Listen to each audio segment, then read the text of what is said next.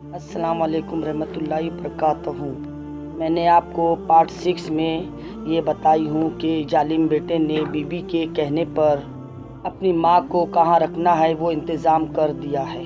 अब इसके आगे की स्टोरी आप लोग सुनिए। सुबह होती है तो बेटा अपनी माँ के पास आता है और कहने लगता है कि माँ चलो आपको घुमा के लेकर आता हूँ। तो माँ बड़ी खुश होकर बेटे का मुंह देखने लगती है और कहने लगती है कि आज मेरा बेटा मुझे घुमाने लेके जा रहा है। मनो मन सोचने लगती है कि मेरी तो ईदों की ईद आ गई आज मेरा बेटा मुझे घुमाने लेके जाएगा। बेटे ने कार में अपनी माँ को बिठाया। माँ के पैर कपकपाते हुए, उसका वजूद कपकपाते हुए कार में बैठी बड़ी खुशहाली से, खुश होकर कि आज मेरा बेटा मुझे घुमाने लेके जा रहा है। माँ से बेटा बिना बात किए अपनी माँ को एक ओल्ड हाउस लेके गया। ओल्ड हाउस के दरवाजे पे अपनी माँ को छोड़ देता है और बोलता है माँ चलो मैं चलता हूँ, नहीं तो कोई देख लेगा, मैं देर नहीं कर सकता हूँ। माँ आप बुरा नहीं मानना, मेरी बीवी कहती है कि मैं तुम्हारी माँ के साथ नहीं रह सकती हूँ, इसलिए मैंने अपनी बीवी और बच्चे को बचाने के लिए आपको ओल्ड हाउस लेकर आया हूँ। माँ यहाँ पर बड़े उम्र के बूढ़े लोग, बूढ़ी औरतें, सब लोग यहाँ पे रहते हैं। अभी आपको इन्हीं लोगों के साथ रहना होगा।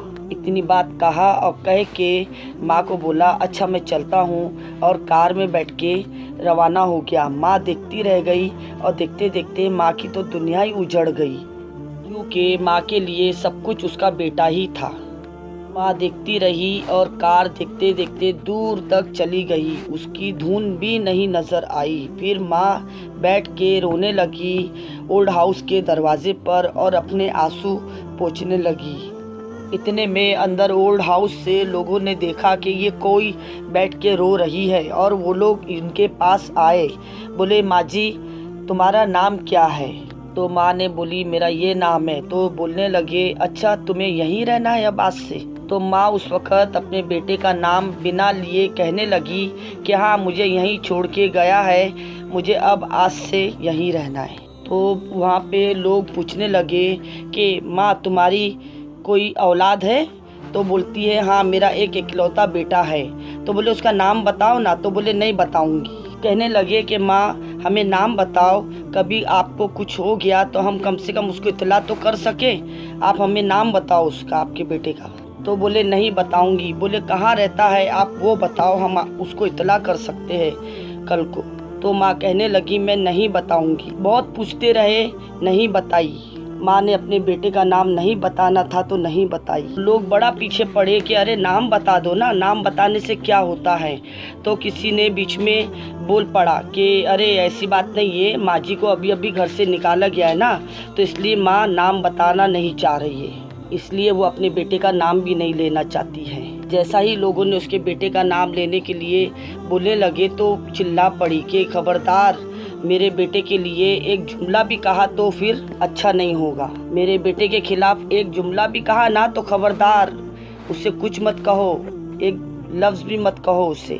तो फिर वापस लोग पीछे पड़ गए, माँ जी जब बेटे से इतना प्यार है तो फिर नाम क्यों नहीं लेती है? तो इतने में माँ बोलती है कि मेरा बेटा बहुत बड़ा मालदार है, मेरा बेटा बहुत बड़ा पढ़ा लिखा है, मेरा बेटा बहुत मालदार है, बहुत नामचीन है, बहुत बड़ा आदमी है, और तुम लोग उसको पहचानते हो, इसलिए मैं अपने बेटे का नाम नहीं ले रही हूँ कि अगर नाम ले ली तो उसकी इज्जत चली जाएगी। अल्लाह अकबर। माँ कहती है अब भी मैं अपने बेटे की इज्जत को बचाना चाहती हूँ। ये होती है माँ। आज के लोग अपने माँ बाप की पसंद छोड़ के अपनी पसंद पे शादियाँ करते हैं, शादियों का भूत सवार है।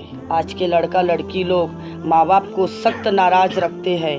याद रखो, अगर आज के टाइम पे माँ बाप को तुम लोग ने नाराज़ किए और नाराज़ करके मस्जिद जाते हो नमाज पढ़ने, तो अल्लाह तुम्हारे सजदों को तुम्हारे मुंह पे मार देता है, तुम्हारे सजदे रद्द कर देता है। तुम माँ बाप को नाराज करके हज करते हो तो अल्लाह तुम्हारे हज को भी रद्द कर देता है। माँ बाप को नाराज करके जिनका हज और नमाज कबूल ना हो तो उनकी शादियों में बरकत कैसे हो सकती है? जिंदगी में अगर खुश रहना है तो माँ बाप को राजी करो, खुश करो, उनकी दुआ लो, इसलिए कि वो तुम्हारे सबसे बड़े मुर्शिद है।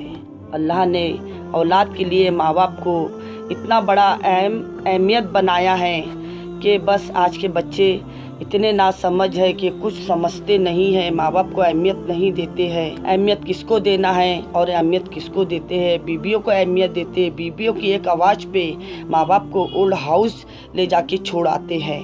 इतना आज के बच्चों के दिमाग पे गुर्बत का नशा है, जहन्नुम का नशा है। अल्लाह हमारे तमाम बच्चों को नेक हिदायत दे, नेक रास्ते पे चलने की तौफीक अता करे, अपने माँ बाप को समझने की तौफीक अता करे, वक्त रहते जहन्नुम से बचा के जन्नत की तरफ अल्लाह इनके माँ बाप के ज़रिए इन्हें ले जाए।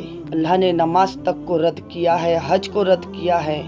जिनके माँ बाप नाराज़ है, अल्लाह उनकी नमाज और हज कबूल नहीं करता है। तो मेरे प्यारे बच्चों, मैं आप लोगों को यही बताना चाहती हूँ, अब भी वक्त है, आप लोग सुधर जाओ, संभल जाओ। आपके घर में आपकी बर्बादी है, आपके घर में आपकी जहन्नुम में जन्नत है, सब कुछ आपके घर में वो आपके माँ बाप है। अभी भी संभल जाओ बेटा।